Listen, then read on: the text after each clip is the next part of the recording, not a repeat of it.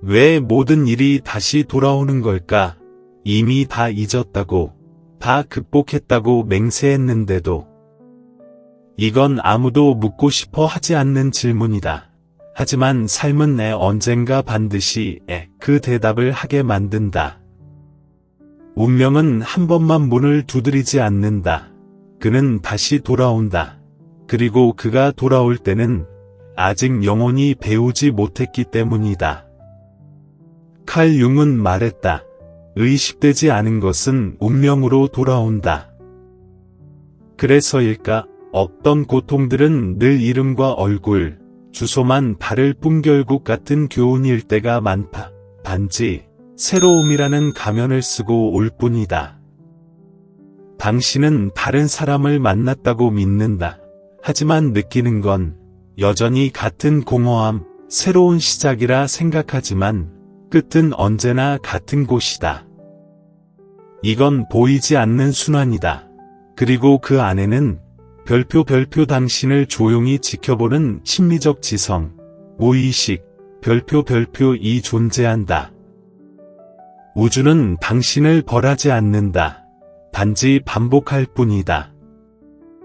그리고 그 반복이야말로 삶이 당신을 깨우기 위해 허락한 가장 자비로운 방식이다. 엘리아스는 다시 시작할 수 있다고 믿었다. 새로운 관계가 찾아올 때마다 자신에게 약속했다. 이번엔 다를 거야. 하지만 결말은 항상 같았다.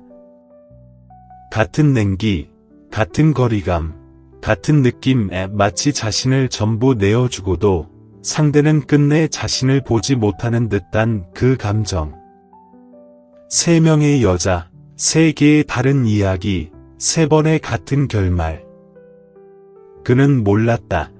그의 영혼이 감정의 루프 속에 갇혀 있다는 것을, 너무 정교하게 위장된 패턴이라. 그는 그것을 운명이라 착각했다. 3번째로 찾아온 공허함의 밤이었다. 조용한 집, 불 꺼진 휴대폰 화면, 그리고 익숙한 문장. 당신은 정말 멋진 사람이에요. 하지만 나는 준비가 안 됐어요. 그 순간 그의 내면에서 무언가가 부서졌다. 그리고 어떤 것이 부서질 때 진실은 새어나온다. 칼 융은 믿었다. 영혼은 치유되지 않은 상처를 반복하기 위해 완벽한 무대를 스스로 만든다. 엘리아스가 다시 상실을 경험했을 때 그의 무의식은 내면의 연극을 시작했다. 그는 매일 밤 같은 꿈을 꾸었다. 기차역, 기적 소리, 그리고 돌아보지 않은 채 떠나는 한 여자. 그는 땀에 젖은 채 깨어났다. 심장은 요동쳤다. 매번 그녀를 붙잡으려 했지만 그의 다리는 한 발짝도 움직이지 않았다. 그런데 어느 날 밤 무언가 달라졌다. 그녀가 돌아섰을 때 엘리아스는 그녀의 얼굴이 어머니의 얼굴과 같다는 것을 알아차렸다. 기억이 번개처럼 그를 찔렀다. 7살 때 그는 어머니가 짐을 든 채 집을 떠나는 모습을 보았다. 작별 인사도 설명도 없이 남은 건 오직 빈자리뿐이었다. 그 문 앞에 남겨진 소녀는 완전히 자라지 못했다. 그리고 그의 인생을 스쳐간 모든 여성은 그날의 장면을 다시 쓰려는 무의식적인 시도였다. 그는 버림받지 않을 만큼 사랑하려 했다. 하지만 모든 사랑은 결국 옛 공허함의 메아리였다. 융은 이것을 반복 강박, compulsion to repeat 이라 불렀다. 우리가 상처를 지혜로 바꿀 때까지 같은 고통을 다시 살아내는 보이지 않는 충동. 엘리아스는 사람을 반복한 게 아니었다. 그는 교훈을 반복하고 있었다. 몇 주 동안 침묵한 끝에 엘리아스는 세상을 다르게 보기 시작했다. 모든 것이 연결되어 보였다. 다른 사람의 입에서 나오는 같은 말들, 다른 얼굴에서 보이는 같은 표정, 다른 사건 속에서 반복되는 같은 패턴. 마치 운명이 계속 그에게 말을 걸고 있었지만 그는 잃어버린 후에야 들을 줄 알았던 것이다. 무의식은 상징으로 말한다. 그리고 삶은 그 상징을 사건으로 번역한 것이다. 당신이 자신의 감정을 무시하면 현실이 대신 말하기 시작한다. 엘리아스는 모든 것을 기록하기 시작했다. 꿈, 신호, 이름들, 그건 마치 자신의 영혼을 조각내어 맞추는 퍼즐 같았다. 그는 깨달았다.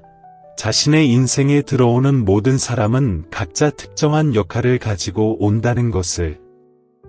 어떤 이는 당신을 깨우기 위해, 어떤 이는 당신을 시험하기 위해, 어떤 이는 당신을 치유하기 위해, 그리고 어떤 이는 단지 당신을 비추는 거울로서 존재하기 위해.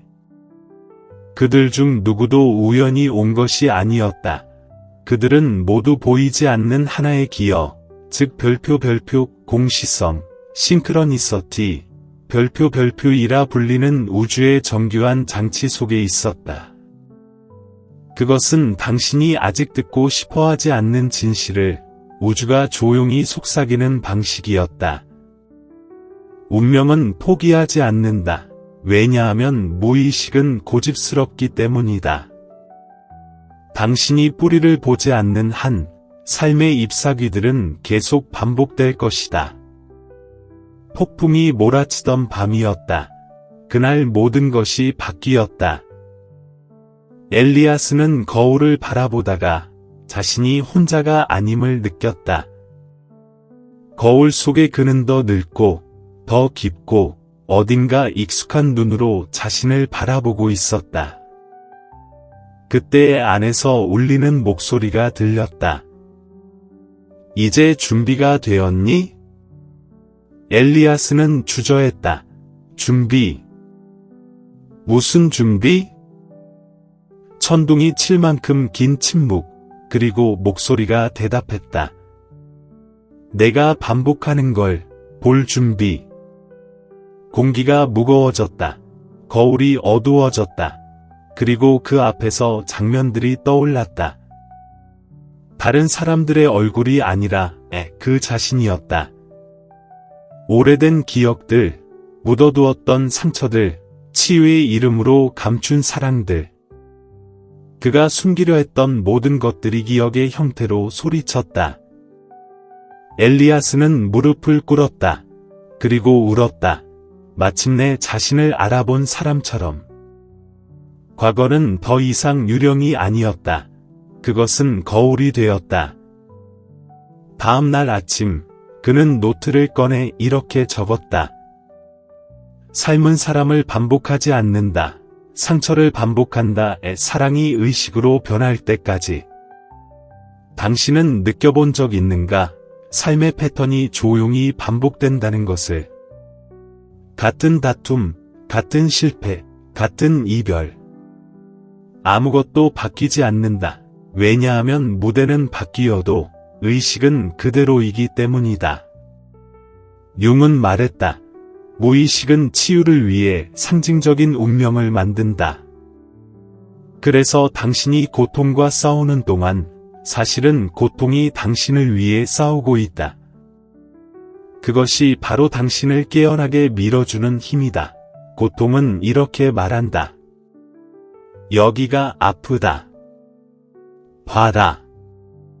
하지만 에고는 보고 싶어 하지 않는다. 에고는 통제하려 한다. 같은 행동으로 다른 결말을 원하고, 헌신 없는 사랑을 원하고, 직면 없는 치유를 원하며, 침묵 없는 평화를 원한다. 그래서 운명은 계속해서 반복한다. 에고는 고통으로부터 당신을 보호하려 하지만, 영혼은 오직 고통을 통해 성장한다는 걸 안다. 이 보이지 않는 반복들은 무의식이 쓰는 편지다. 당신이 읽고 싶어 하지 않는 편지들. 하지만 언젠가 마침내 그 편지를 읽게 될 때 당신은 깨닫는다. 고통은 벌이 아니라 학습의 방식이었다는 것을. 몇 달이 지난 후 엘리아스는 새로운 사람을 만났다. 익숙한 부드러운 눈빛, 익숙한 연약함. 그러나 이번에는 달랐다. 그는 거울을 보고 있었다. 그녀가 버려질까 두렵다며 이야기하기 시작했을 때 엘리아스는 연민을 느끼지 않았다. 대신 별표잡이, 연민, 별표를 느꼈다. 그 둘의 차이에 바로 그 지점에서 의식이 깨어난다. 엘리아스는 깊게 숨을 들이쉬고 말했다. 이해해요. 하지만 당신은 내가 구해줄 필요가 없어요. 여자는 아무 말도 하지 않았다. 그저 그를 바라보았다. 그 눈빛 속에는 감사와 평온이 섞여 있었다. 그리고 그 순간의 반복은 끝났다. 의식이 들어오는 순간 카르마는 사라진다. 삶은 그를 벌하려 하지 않았다. 단지 고통을 통해 자유를 가르치려 했을 뿐이다. 그리고 그것은 당신이 예전처럼 반응하길 멈출 때만 일어난다. 진정한 해방은 고통의 끝이 아니라 고통의 이해다. 칼 융은 말했다. 의식의 각성은 고통 없이는 이루어지지 않는다. 엘리아스는 깨달았다. 그가 불운이라 불렀던 모든 것은 사실 영혼의 지도였다. 모든 상실, 모든 눈물, 모든 만남은 결국 자기, 셀프를 향한 여정, 즉 개성화의 과정의 일부였다. 영혼이 자신이 누구인지 기억하는 순간 더 이상 반복할 필요가 없다. 카르마적 연결은 녹아내리고 사랑은 덜 아프며 두려움은 목소리를 잃는다. 침묵은 더 이상 위협이 아니라 쉼의 공간이 된다. 그리고 그때 삶은 언어를 바꾼다. 모든 것이 흘러가기 시작한다. 세상이 가벼워져서가 아니라 당신이 더 이상 세상과 싸우지 않기 때문이다. 어느 아침 엘리아스는 마지막으로 거울을 보았다. 그는 더 이상 죄책감도 결핍도 외로움도 보지 않았다. 그는 평화를 보았다. 그의 그림자는 여전히 그 곁에 있었다.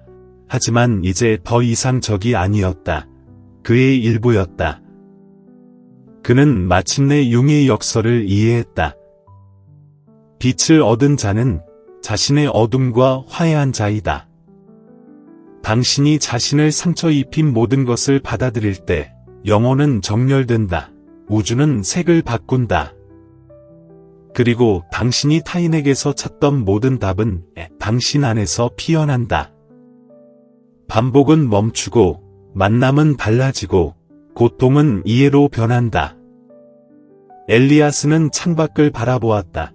천천히 떠오르는 태양, 빛이 창문을 가르며 속삭였다.